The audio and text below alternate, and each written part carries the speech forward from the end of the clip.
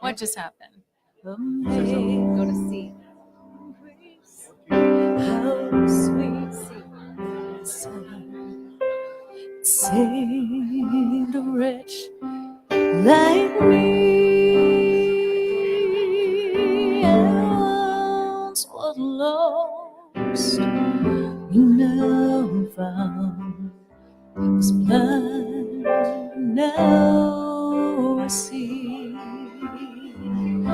My chains are gone, I've been set free. My God, my Savior has ransomed me. And like a flood, His mercy reigns. Unending love, amazing grace.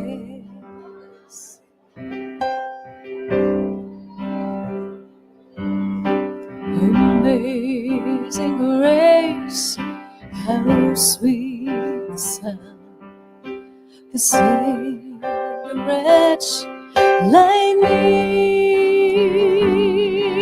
I once was lost, but now found. Was blind, now I see. My chains are gone, I've been set free. My God, my Savior has ransomed me. Like a flood, His mercy reigns. Unending love, amazing grace. My chains are gone, I've been set free. My God, my Savior has ransomed me. Like a flood, His mercy reigns. Unending love, amazing grace.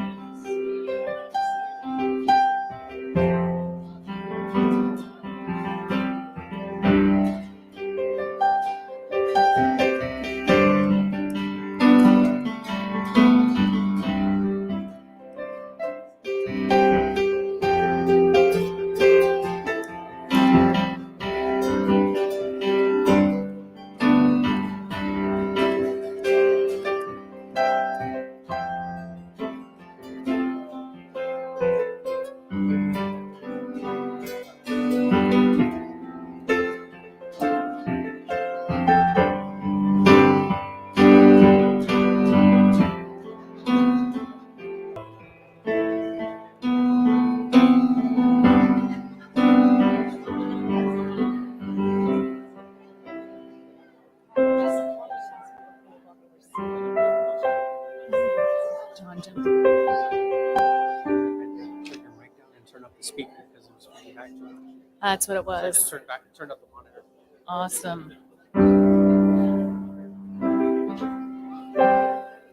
Oh no, never let go. Coming through the storm. Oh no, never let go. I like this better. In every low, oh no, never let go, Lord. Never let go of me.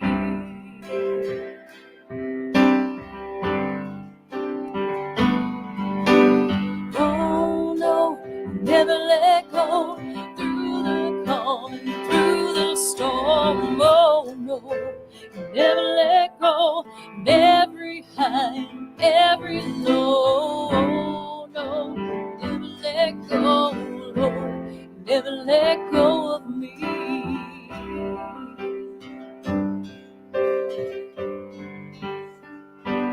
And I can see a light that is coming for a heart that holds on. There will be an end to these troubles, but until that day comes, still I will praise you. Still I will praise you.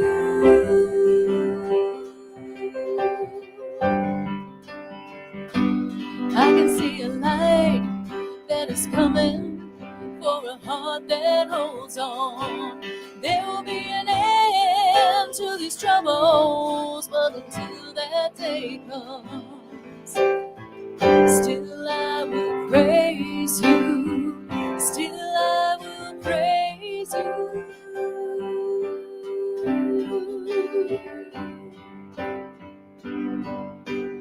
Oh no, never let go. Through the calm, through the storm. Oh no, never let go. And every high and every low. Oh no, never let go, Lord. Never let go of me.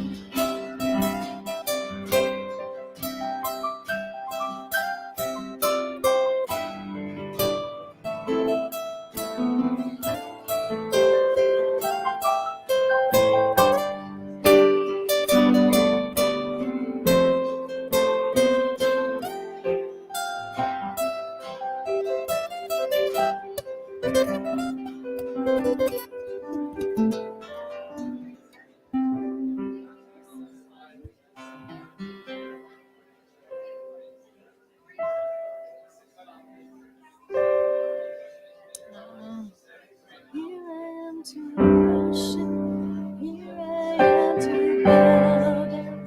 Here I am to say that you're my God.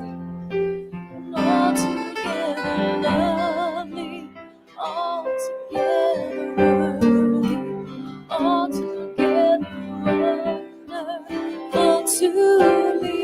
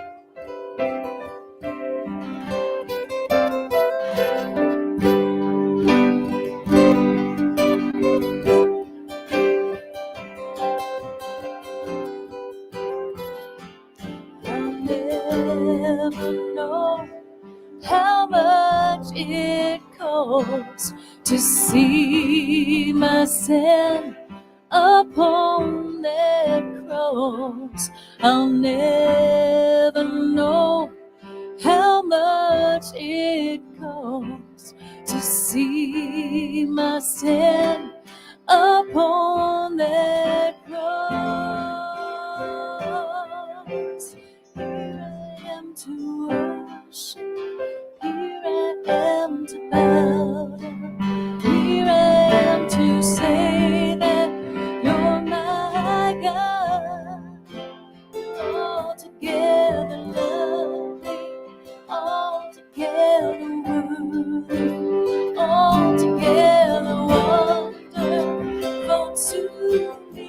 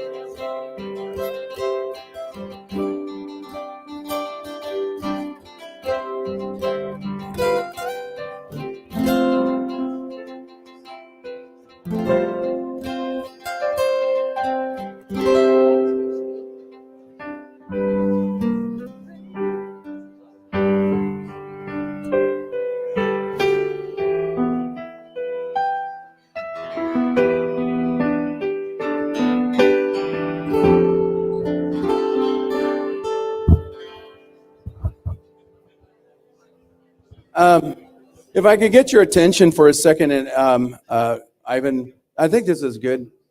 I sound a little muffled to me, but I think it's good. I don't have as high and a sharp voice as the other person using this microphone. And so there are a lot of people here, and I want to thank you all for honoring my brother Rick. Yeah. And what do they say? Weddings and funerals and family comes together. See, a lot of my family is here, are here. Cindy, what are you doing way over there? You're supposed to be over here. Okay, well, where's Laura? Where's Laura? You don't know her. She's hiding. That's my cousin, my real cousin. She doesn't claim me, but you want to come and sit over here by Uncle Joe and Joey and Larry? Huh? Yes? No? Look at her. No. Yeah, right. So there are a lot of people who are stuck in traffic, who are saying, "Don't start without me," and then, but we're going to have to at some point. So here, I'm going to just kind of burn a little bit of time with you. Is that okay? I'm drugged, and that's why I can do that. I'm kidding. I'm not drugged. But I should be. It's been a very, very tough 3 weeks. I'm so honored to see all of you here on behalf of my brother Rick.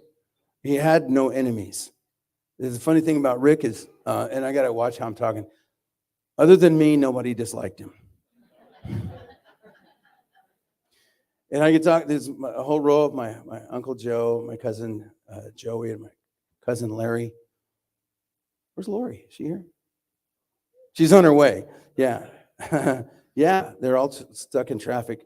People don't realize when you come this way on Saturday from LA or San Gabriel Valley, you are finished. You could walk here faster, which I'm going to get into politics, which is why I've been pushing the gold line rail to be in here. It's a whole big different conversation. Anyway, so this will give me an opportunity to explain some of the things. People have been asking me a lot of questions about what you see on stage, because if you knew Rick, he didn't always, he didn't talk about himself. Let me get back up here. The mic is fading because I'm getting a bar. No, you can sit down here. Sit down. By the way, our worship team, Chris Singley, Ty, and John Jensen was up here somewhere. I don't know where he went. There's John. They're here every week. We used to have we still have a great worship team, but we had a professional, and Amy Scruggs is a professional. She was here 10 years ago as our leader too, and we're glad that she's back. And she has like a hit song on the country charts. How's it doing? It's climbing, huh? Yeah. I always kid her. I go, how many of you out there like country music? Yeah, I don't.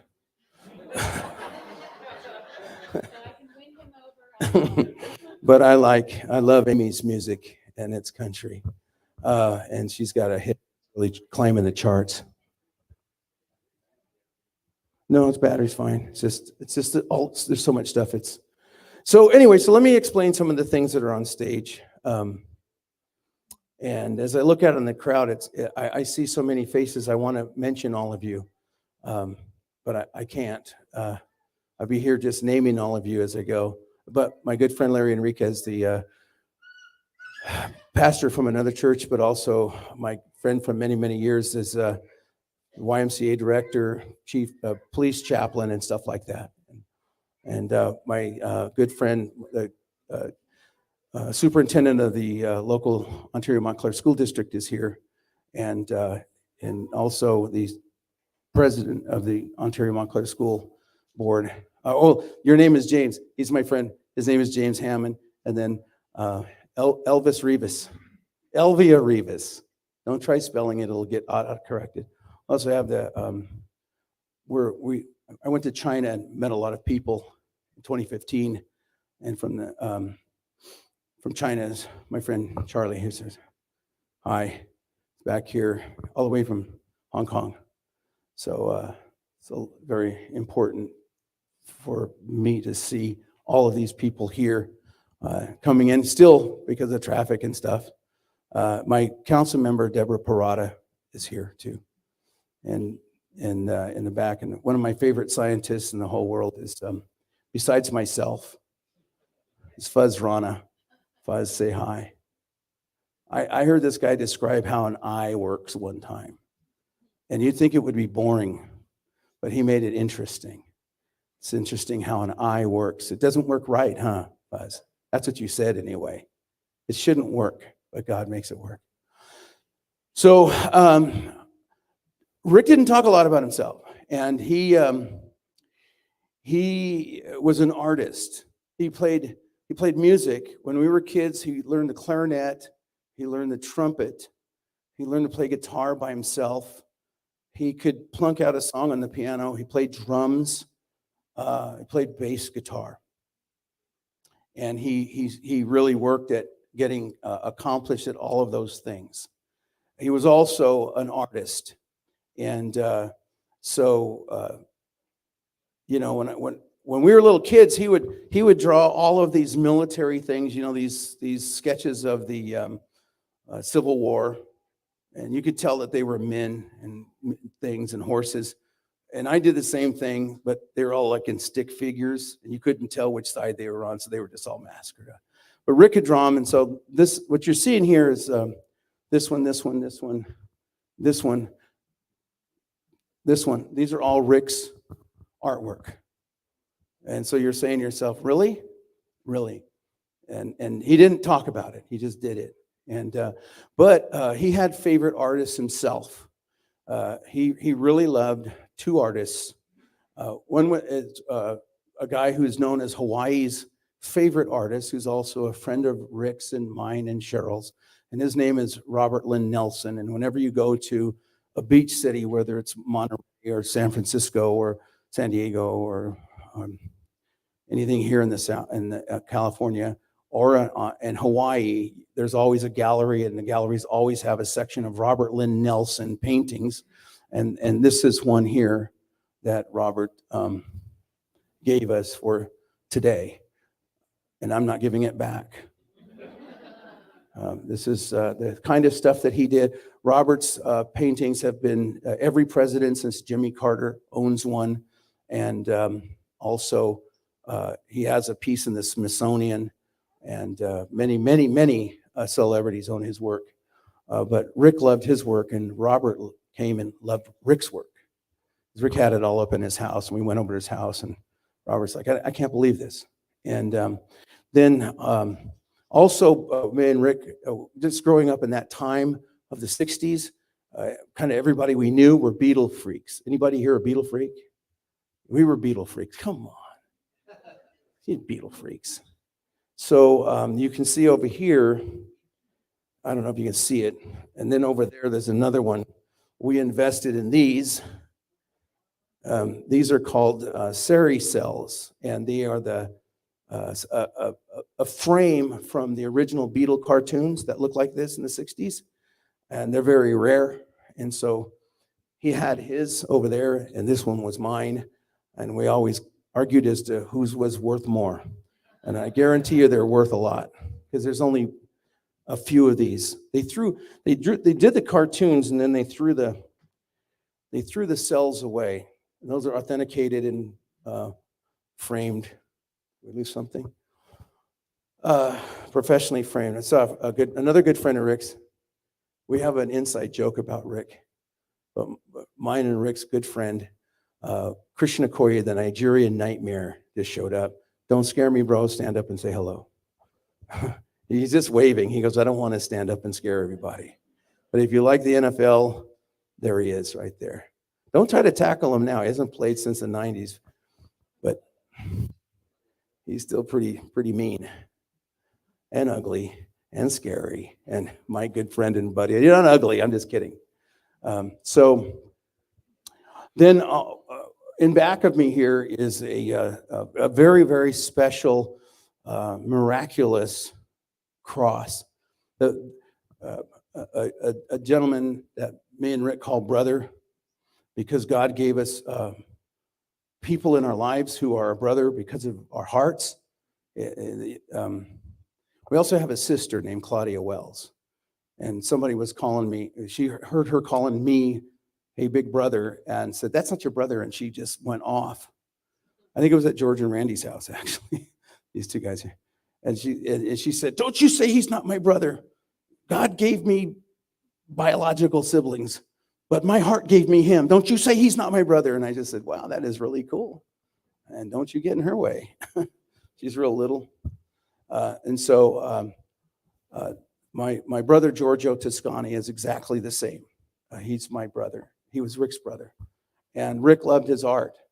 And this is a Giorgio Toscani. Giorgio does spectacular work that's all over the world, and everybody. He's once again, Giorgio and Robert are considered living masters in art, and so Giorgio did this, and I thought it was really good because as a Protestant church, but I'm growing up Catholic, and when you're Catholic, Jesus is supposed to be on the cross, but when you're Protestant, he's not supposed to be on the cross.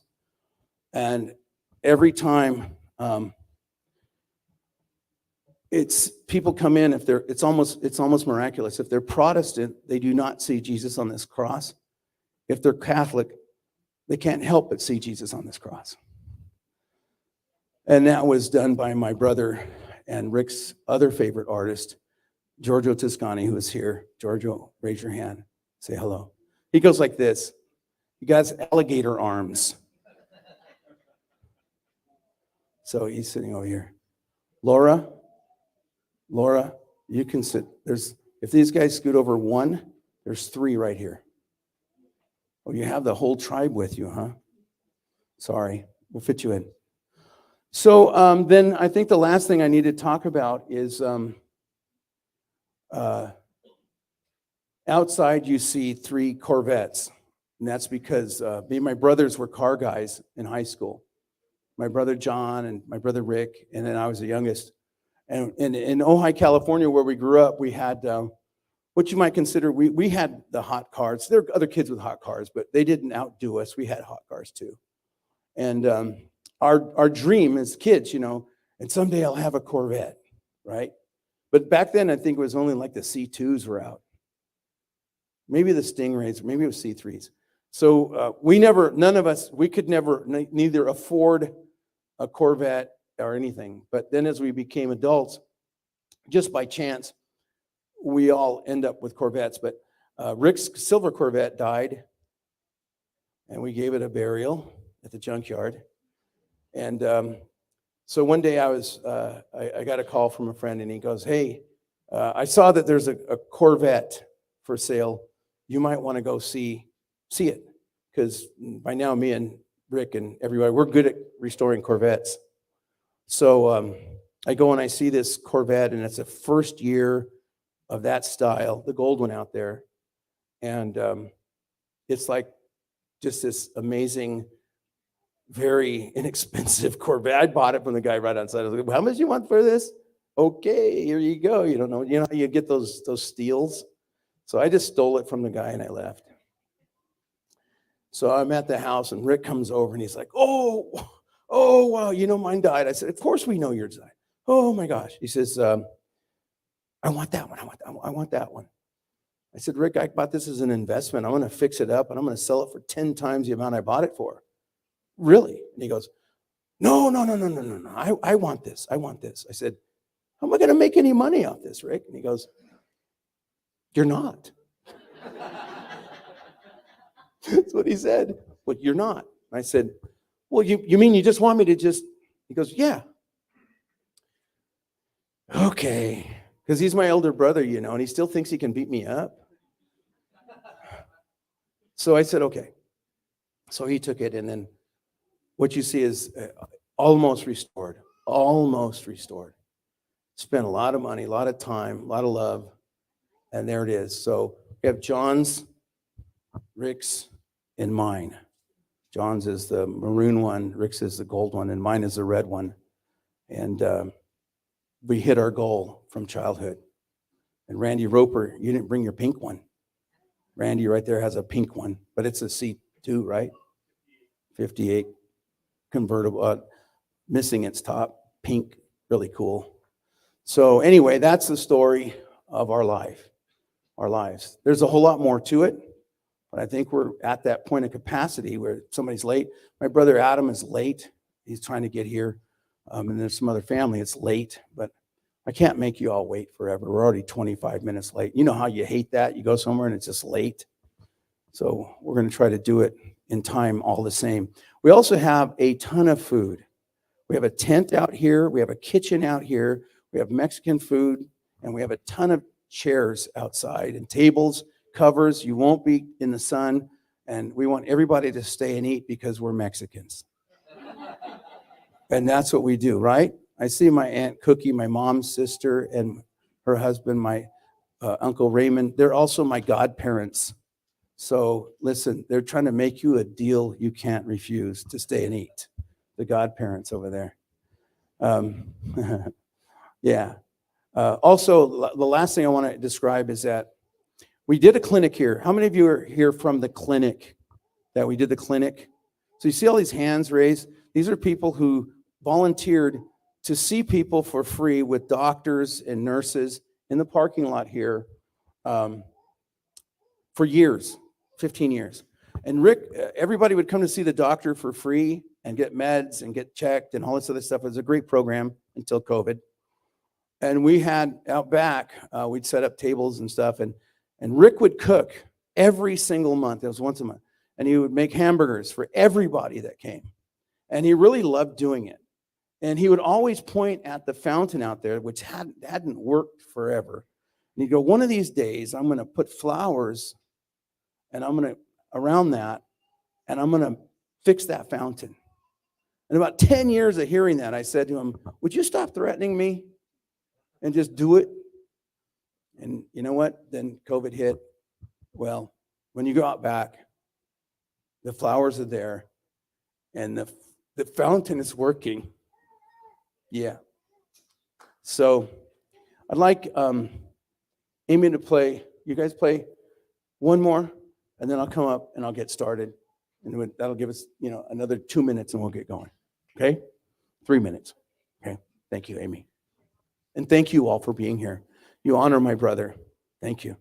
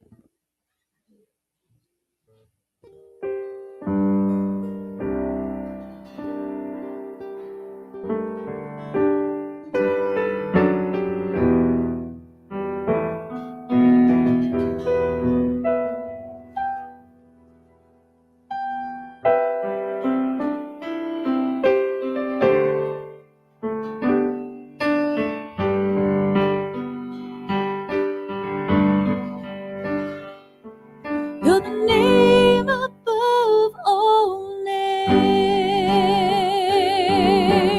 worthy of all praise. My heart will sing how great is our God.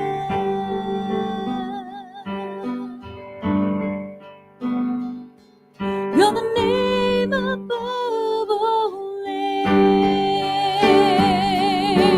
worthy of all praise. My heart will sing how great is our God.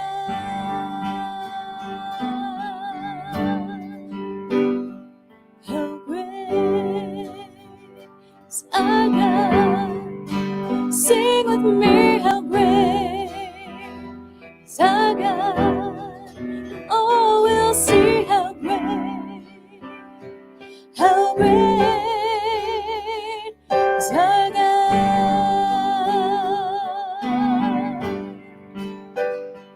How great is our God. Sing with me, how great is our God. And oh, we'll see how great is our God.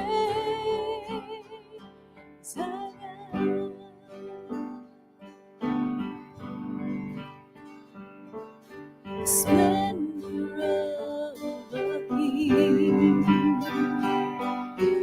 clothed in majesty, and all the earth rejoice, and all the earth rejoice. He wraps himself in light darkness tries to hide and trembles at his voice, trembles at his voice. How great is our God? Sing with me, how great is our God? Oh, we'll see how great is our God.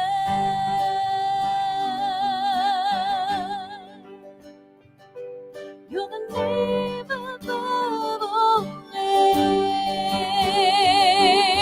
worthy of all praise. My heart will sing, how great is our God.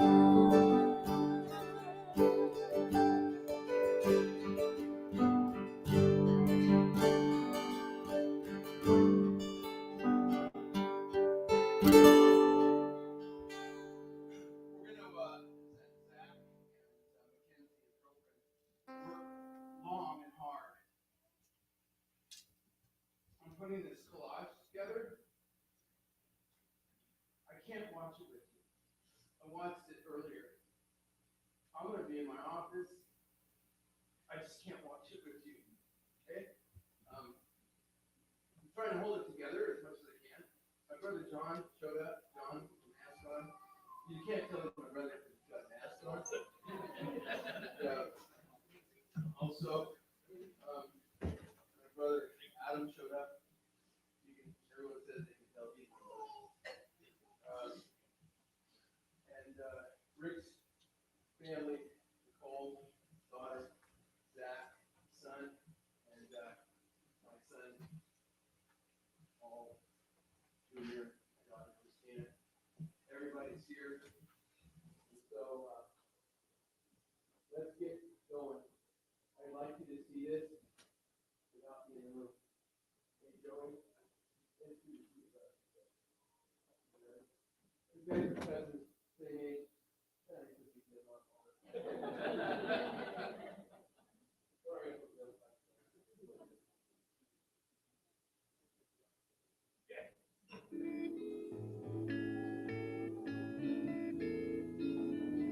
There are places I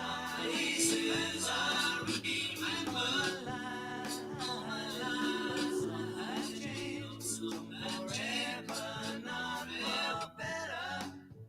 Some have gone and some remain. All these places have their moments with lovers and friends. I still can recall. Some are dead and some are living. In my life, I've loved them all. But of all these friends and lovers, there is no one compares with you. And these memories lose their meaning when I think of love as something new. Though I know I'll never lose affection for people and things that went before. I know I'll often stop and think about them. In my life, I love you more.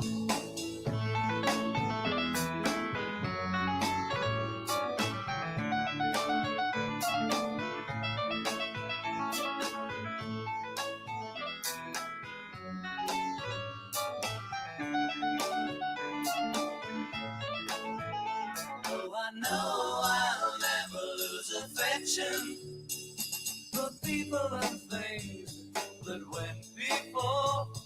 I know I'll often stop and think about them. In my life, I love you more.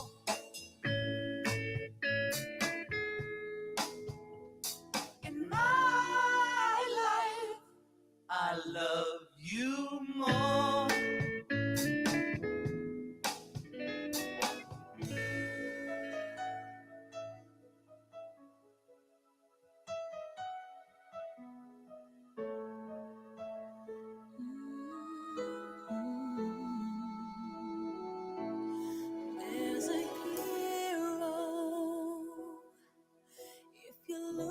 inside your heart. You don't have to be afraid of what you are. There's an answer if you reach into your soul, and the sorrow that you know will melt away.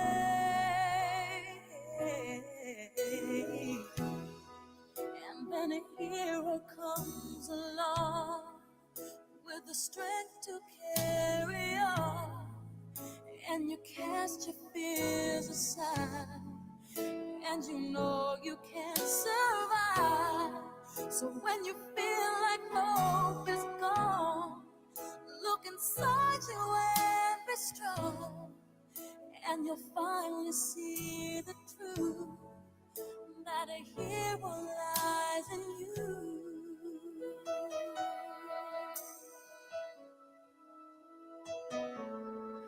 It's a long road when you face the world alone. One reaches out a hand for you to hold. You can find love if you search within yourself, and the emptiness you felt will disappear.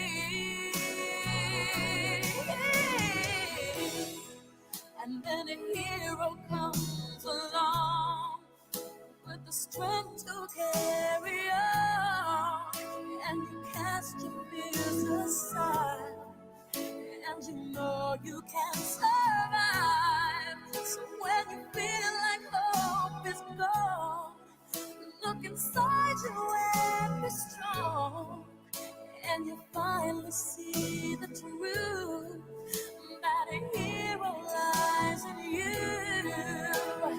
Lord knows dreams are hard to follow, but don't let anyone tear them away. Hold on, there will be tomorrow. In time, you'll find the way.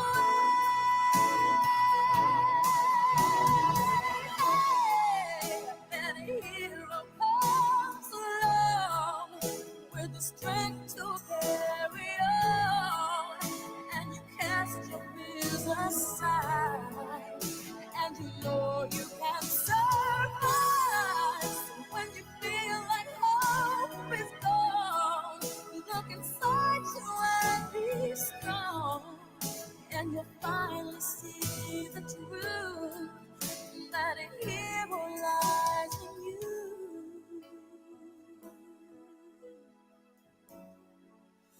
That a hero lies in you.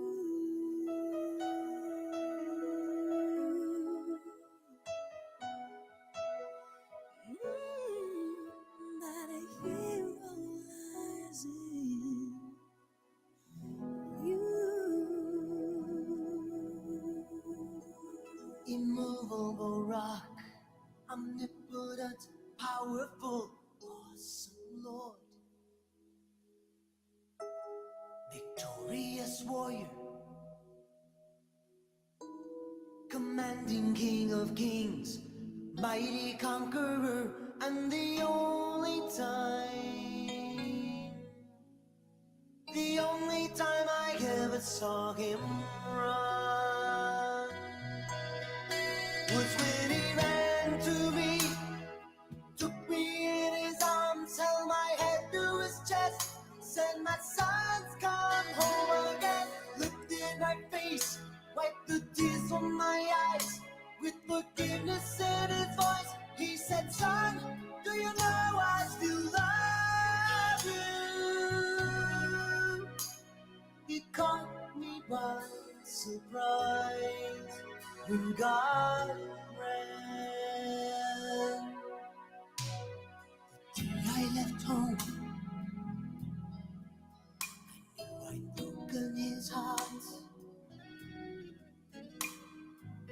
wondered then if things could ever be the same. One night, I remembered his love for me. And down that dusty road ahead I could see it's the only time I ever saw him run.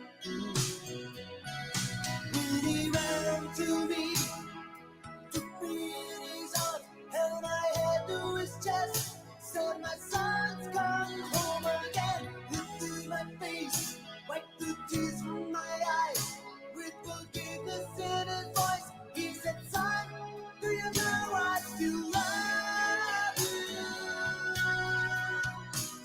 you?" He caught me by surprise. He brought me to my knees. And God went. I saw him run to me.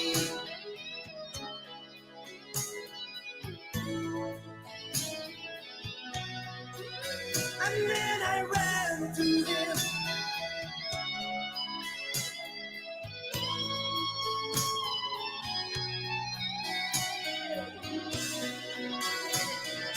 Holy One, righteous Judge, turn my way. Now I know he's been waiting.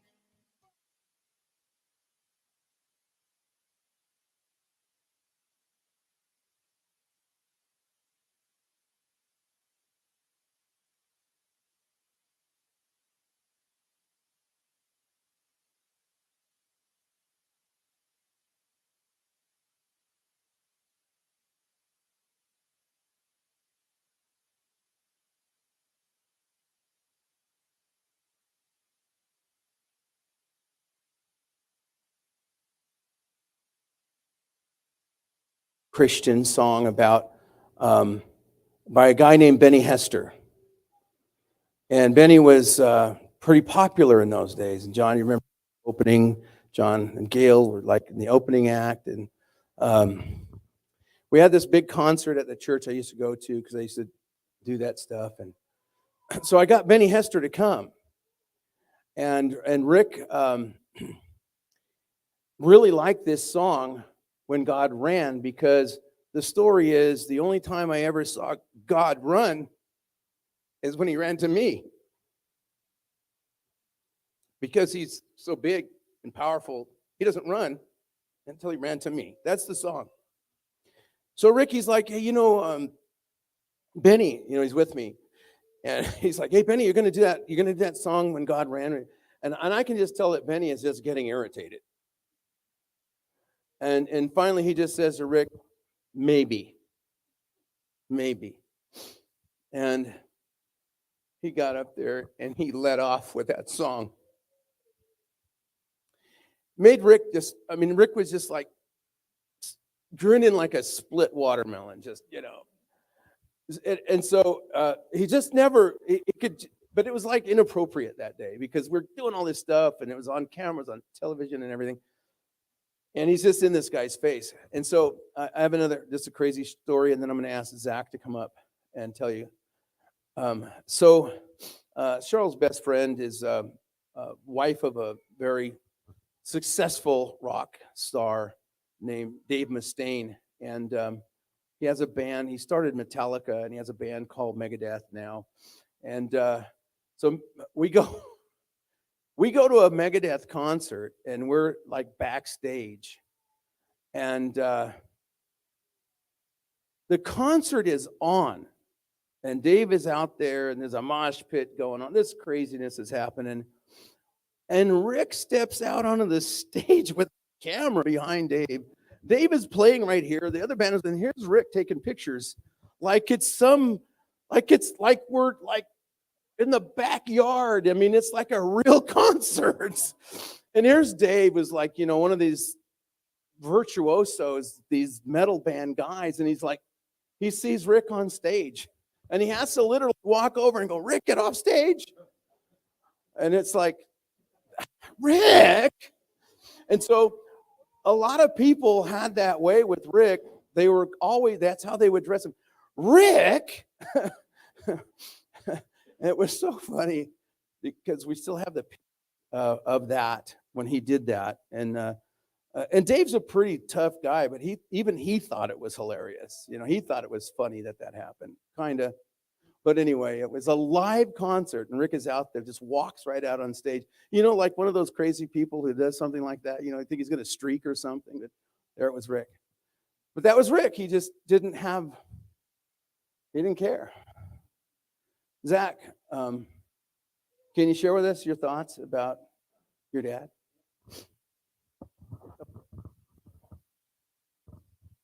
Good afternoon. I'm going to pull something that I wrote.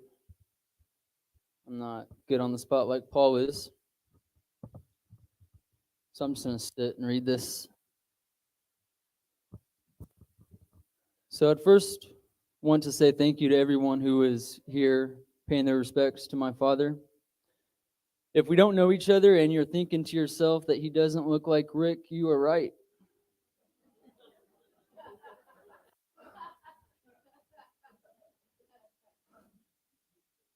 You see, I was born to a different father. See, my dad, Rick, was my mom's high school sweetheart. They got married and they had my brother, David Ricardo II, and then life happened and they went their separate ways. My mother married another man named Jerry. They had my sister, Nicole. Life happened again. They parted ways, and my mother met my father, Joseph, and had me. My biological parents didn't stay together long, and my mother eventually remarried her high school sweetheart, and that's when I had two dads. If I'm being completely honest with you today, I was very biased as a child to my biological father and felt as if I was a traitor to give this new guy a chance. I lived with my biological father until I was 8 when he passed away from cancer, and then I moved down here to Ontario with my mother and my pop. As things settled down and things became normal, I can remember looking into the stands of sporting and school events, looking and seeing my pop there. He was always supporting me. You see, he was wise and knew that I had to process things, and he never tried to replace my father. He never pushed a relationship. He just allowed it to form at my pace. He let me invite him in, and then he never left. He was always present with gentleness and love. He gave me his time and taught me how to play baseball, football, and as we did projects together. One of the things he taught me that I'd like to share with you goes back to Little League that I believe applies to all aspects of life. I was always on the worst Little League teams. He taught me no matter how bad the team is, always do your very best. Don't let your play decline based on the other members of the team. He also wrote the word think in my baseball glove and told me before every play, look into my glove and think. Think about what's going on in the field and think where you're going to go with the ball when you get it. When you have a plan before you have to act, things typically work out better. Skip ahead a few years to when my mom died, which was very rough for us all. At that time, I can remember not knowing what was going to happen to me. At 13, I had expected my stepdad to move on with his life without me. That never happened. He never left. He and my sister, who I now call Mom, both adopted me, and we stayed a family. If again, I'm being completely honest with you, the fact that he stayed blew my mind. He did not have to. He had no obligation to stay, but he chose to out of love. It took me time into manhood to really comprehend the depth of love my dad had for me. You see, love in itself is a choice, and I challenge all of you to choose love when you come to crossroads in life. The love I have learned and felt from my dad changed the course of my life. He wasn't my biological father, but David Ricardo Leon was the best father a kid could ever ask for, and I'm so thankful he chose me. I will forever cherish the many memories we have and hope to be as good of a father as he was one day. The love he displayed to me reminds me the love of God gives us, and I'd like to read his favorite verse to you. It comes from 1 Corinthians chapter 13. Love is patient, love is kind. It does not envy, it does not boast, it is not proud, It does not dishonor others. It is not self-seeking. It is not easily angered. It keeps no record of wrongs. Love does not delight in evil, but rejoices with the truth. It always protects, always trusts, always hopes, always preserves. Love never fails.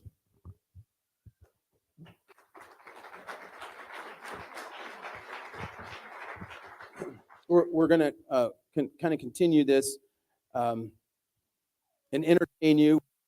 Once again, inappropriate, Rick. But I'm trying to ask my family to, and Zach did. I said, we really got to keep it to a couple of minutes each, because there's, just the 5 closest. We're going to be here for another hour if we let it go.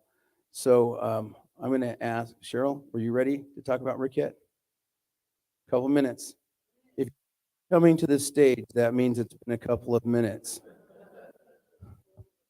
What's worse than giving a politician and a pastor a mic? Giving it to his wife. Rick is, as we all know, is an amazing man. And if in the dictionary, if it said Christian, it would say Rick Leon. Because as Zach said, with Rick, blood didn't matter. There was no such thing as step. There was no such thing as in-law. It was all about family. And he just loved his family. I met Rick in the early 80s, and I was sitting in a gas station, and these 2 men, strange men, drove up in a car, and one of them came out, and he's like, "Hi, I'm Paul." And that didn't go over real well with me in those days. And then I saw the other guy that was snickering in the car. I'm And I'm Paul. like, And that didn't go over real well with me in those days. And then I saw the other guy that was snickering in the Hi, car because there I'm was a Paul. in between. So And that didn't go over real well with me in those days. And then I saw the other guy that was snickering in the car because there was I'm a Paul. in between. So And that didn't go over real well with me in those days. And then I saw the other guy that was snickering in the car because there I'm was a Paul. in between. And that didn't go over real well with me in those days. And then I saw the other guy that was snickering in the car because there was I'm a Paul. in between.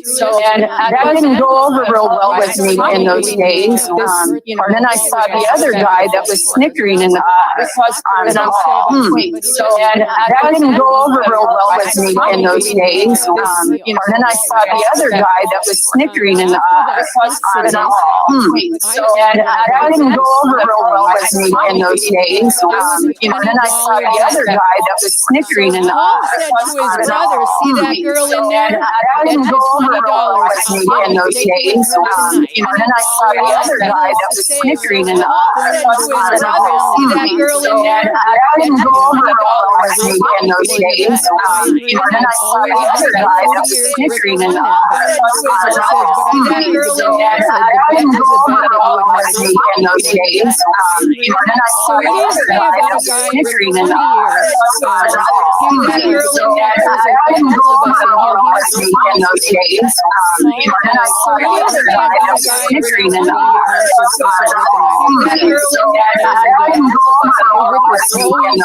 And I saw the other guy that was snickering in the car that didn't go over well with me in those days. And I saw the other guy that was snickering in the car that didn't go over well with me in those days. And I saw the other guy that was snickering in the car that didn't go My whole life in those days. he led me to Christ Snickering in the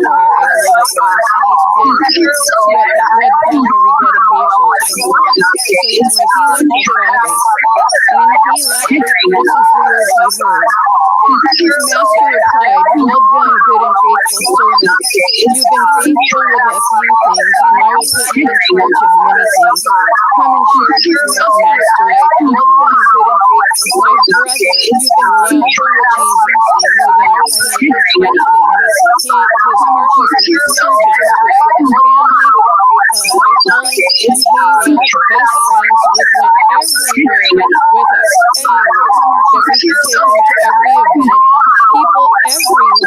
She's heartbroken because of the impact my brother had in our life. There's a Bible passage that says, "Precious in the sight of the Lord is the death of one of his saints." And I know Rick, and if anybody remembers, Rick would do this all the time, the Three Stooges, and do that, and wee. So if any of us would try to go back, if we could, to pull Rick back, he would slap us like the Three Stooges. I know that he's happy. He loved my mom, my kids, my grandkids, and all the generations from my kids down to the grandkids, and probably all of yours. He taught them Spanish. The zipper is caper. And then when they were ready for the second word, he said, the penny is caper. I never could understand. That didn't sound like Spanish at all. It wasn't. It was just Rick being Rick.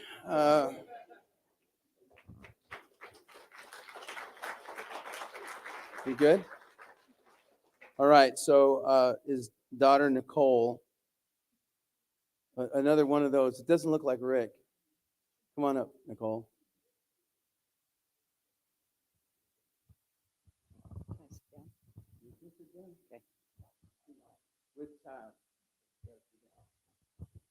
Thank you, everyone, for coming. I'm going to try to hold it together up here. I think I know a lot of you, but to give you a brief history of how Rick came to be my dad. I met him when I was 4.5 years old at my grandparents' house.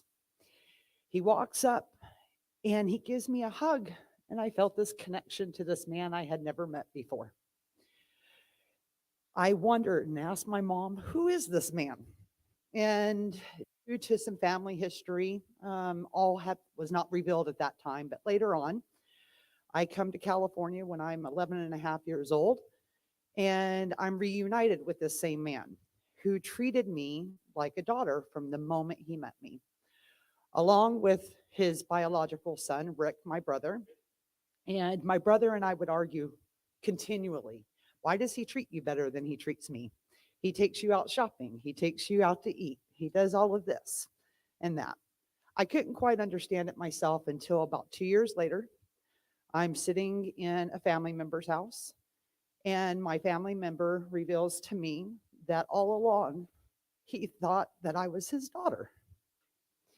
And he did not want to break anybody's trust and didn't want to hurt anybody and had kept it very private and very, very confidential. So now my world kind of got flipped upside down. And I go back to this man and I said, "Are you my dad?" And he goes, "Huh?" And he goes, "Well, let me tell you a little story." And this is one of the foul things, that came out of Dad's mouth. And he goes, "Well, do you know the story of the bitch?" Excuse my language. And I go, "No." He goes, "Well, yes, to be honest, I did always think you were my daughter." And he goes, "But it doesn't matter." And I said, "Why?" He goes, "Because you will always be a part of me." And I said, "I don't understand." He goes, "Well, the story of the bitch goes like this." And he goes, "When you breed a dog," he goes, "you breed it with the same breed to prevent from tainting the future generations." And I said, "Okay." And he goes, "Well, your mom and I had your brother." So I'm thinking, okay. And he goes, "And then your mom had you with another man, I suspect." He goes, "But you'll always be a part of me. I'm always a part of you. My gene pool is a part of your gene pool." And at that time, moving on a couple years, is when my son Anthony was born. And I couldn't quite figure out how it was that my son Anthony looked just like him, looked just like my cousins, looked just like my uncle. And I finally put 2 and 2 together that our gene pool got a little discombobulated somewhere along the way. My dad was a great man. He loved without expectation. He loved on everybody else's terms. He was a wonderful dad, better than my biological dad could have ever been. And I love my biological dad, but he was my father. David Ricardo was my dad. He was my mentor. I would not be alive today if it was not for him. My boys would not be the wonderful young man that they are if it was not for him, and my other ones as well, my little girl. He was a part of our life and showed us how we are supposed to be as humans, as Christians, in our faith to the Lord, and our faith and love in each other. And I just hope that my family and our family together can continue living his legacy and being a role model of what he lived by every day. I thank everybody for coming in and being here to celebrate my dad, as he was the best man I ever knew. Thank you.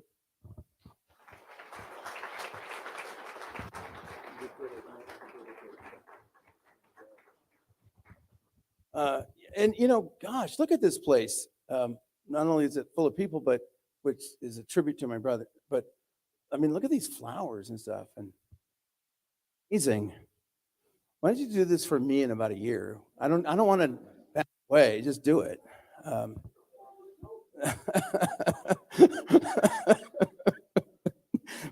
My son yelling out, how inappropriate is that guy?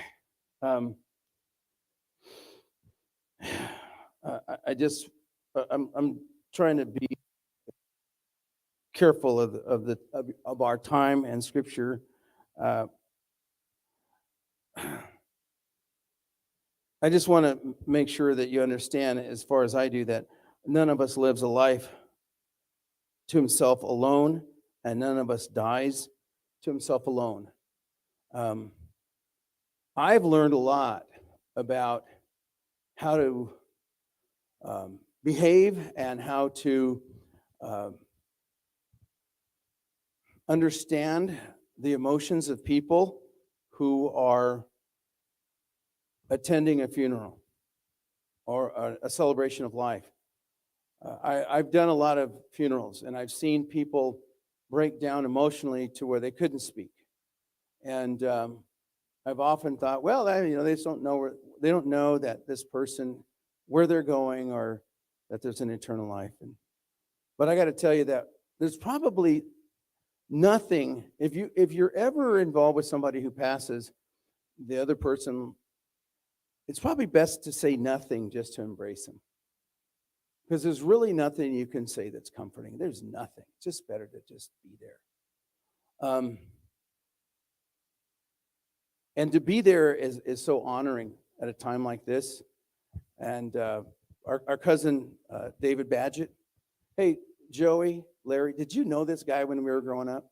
No, I mean, really, I never talked to this guy. He was like this famous fireman in LA. He'd be on TV telling, oh yeah, the fire's on here, and everything. And I'd go, that's my cousin. I don't know the guy, but he's my cousin. But I know him now, and his wife. And I'm thrilled that you guys are here. I'm thrilled to know that we now are close.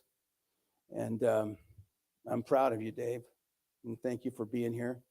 I'd like to ask my inappropriate son up, and then my daughter, and I think we're going to just call it a day. I'll end with one song. And understand that we know all the scriptures. We know that Rick is with the Lord. Absent from the body is to be present with the Lord. We know that we will join him one day in glory. I had kind of a vision. It was weird. I went from my house to my garage. It's this is a door, you go inside the house, inside the garage. And it just flashed. It was really quick. And I don't know how else to describe it, but an instant vision.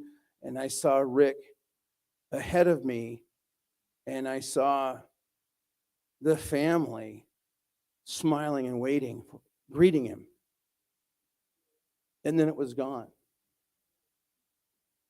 It was just that quick. And I stumbled back into the house. I said, surely not going to be what I saw. And I don't know what you'd think about that kind of stuff, but I think that God gives us gifts. And speaking of gifts, my old and only son, Paul Michael. So everybody that knew Uncle Rick, he was the nicest, sweetest, most gentle man. And I always thought he was really unflappable, like he just didn't get flustered. And growing up, he always played bass. He always had the cool feathered hair, the polo shirt. Benny Hester was in the 80s, by the way. Little bell-bottom pants on, doing his worship thing at the church. And so I always thought it would be really cool to play in the church band with my Uncle Rick someday. And here we actually got to do it, and it was really, really cool. And it all came to a head one night on a Sunday night. It was just me and him. Patty called out sick. My Aunt Becky called out sick. Chris wasn't here. And he came up to me and he said, "Nephew, it's up to us." And I said, "Okay." So we practiced and everything sounded okay. And then as soon as church started, for that next 12 and a half minutes, Uncle Rick completely forgot how to play guitar. It was 12 and a half minutes of horrible. and he just looked at me, and he was still doing it. I was playing like bongos or something like that. And finally we were rescued by the pastor, who came up and said, "Well, thank you guys." So we get in the back room over here, and he grabs me and he says, "Nephew, that probably could have gone better." And then he went to the bathroom, and it was it. So he was an unflappable guy that wasn't stressed, and I always loved him for that. So that was all. Yeah. Thank you, son. Thank you. People used to say we didn't look alike, but the older he gets, the more we look alike. This is kind of funny. Adam, did you want to share something? John, you do? Okay, 2 minutes, man. Oh no, come on.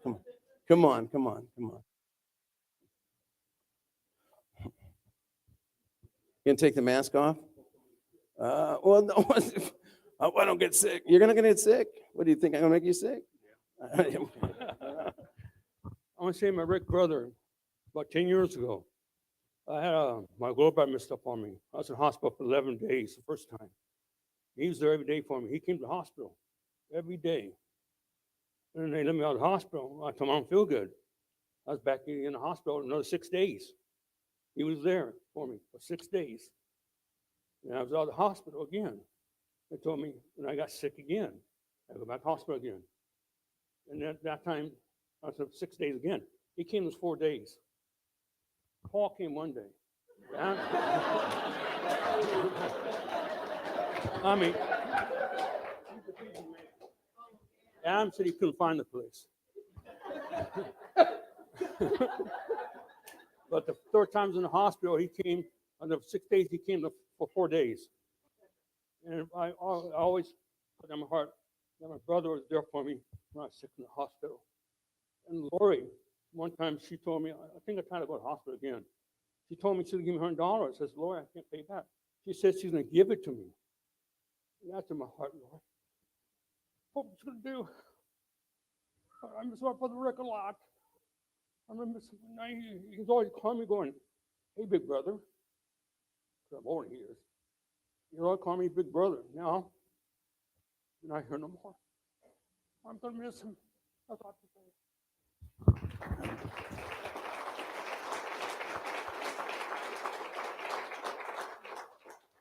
If you're going to throw me under the bus, have a seat, Father Time. Gosh, and I had this really cool sermon, but I didn't hardly say any of it. I didn't say any of it. I just wanted to say this. John Milton said, "Death is the golden key that opens the palace of eternity." Cheryl was correct. I don't believe for a second that Rick would want us to bring him back. I know that when I pass, you better not ask for me to come back. I don't care if I'm even on the way. Don't ask me to come back. I just know that my brother was about the most real Christian I ever knew. I mean, if you're wanting to meet a real Christian, Rick was a real Christian. He lived it. He lived it. If you ever want to talk about somebody who is holy, should have seen his clothes. But, she knows. So anyway, Rick was a great guy. And the people who are here are evidence of that. You're all here to honor him. And I thank you. I think the best thing that he would have loved for you It's to stay and eat. And there's been some great provision. Yes. Oh, Anthony. Come on, Anthony. It's all right. It's all right, Anthony. I'll hang on to you. I just been thinking a lot what to say, and I still don't know what to say. You know, this is all happening, or how it happened so fast. I just want to start with this dream I have, and I haven't told my mom this. And it still doesn't make sense, but it does. And we all sit and miss him, and he's still here with us. And I know because that dream, it was God. It was me walking with my mom. And I was little, I don't know, I was going where, and Grandpa still had passed, and we were just talking about Grandpa. And I see Grandpa walking by Mom. I said, he's still there with you, holding you. And he impacted all of our lives, some way, shape, or another. And I appreciate that, and all of our smiles and on each other's faces, he gave me this hope. And so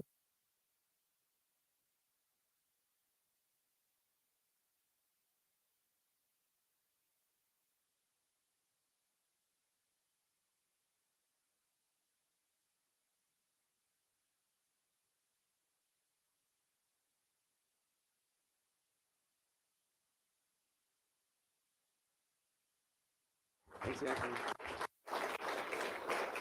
We're gonna have a special song, and I would just say that I said it was gonna be an hour long.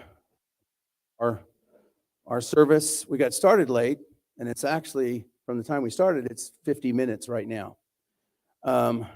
We have a song, and I know that they'll be loud, and as they do it, you can stand up and greet one another and make our way out as we enjoy. Oh, I'm sorry. It's called I Can Only Imagine. And it was one of Rick's favorites. And maybe you could just sit and listen. This certainly is an amazing song. And as soon as it's over, up and out. Actually, the food is over here. So all 10 restaurants. I'll see you out there.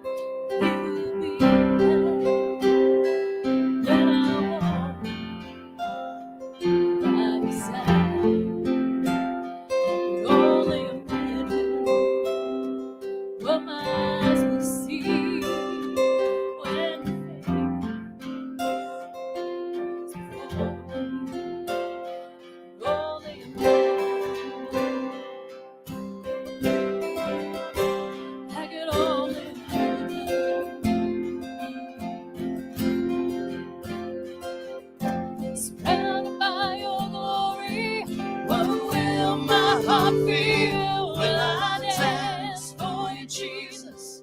Or Lord, you be still? Will I stand in your presence?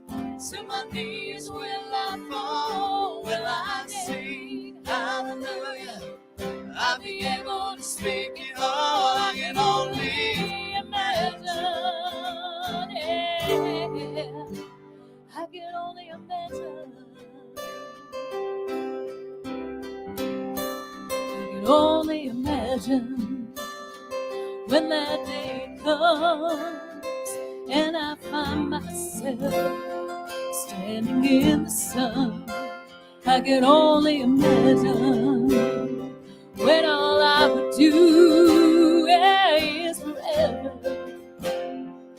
ever worship you. Surrounded by your glory, what will my heart feel? Will I dance for you, Jesus? Or in all you be still? Will I stand in your presence?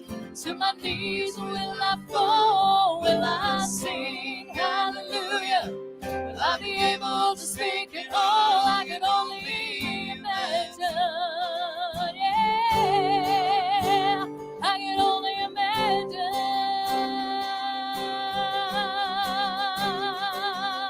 Surrounded by your glory, what will my heart feel? Will I dance for you, Jesus? Or in all you be still? Will I stand in your presence? To my knees will I fall? Will I sing hallelujah? Will I be able to speak it all? I can only imagine. Yeah, I can only imagine. I can only imagine. Yeah, I can only imagine.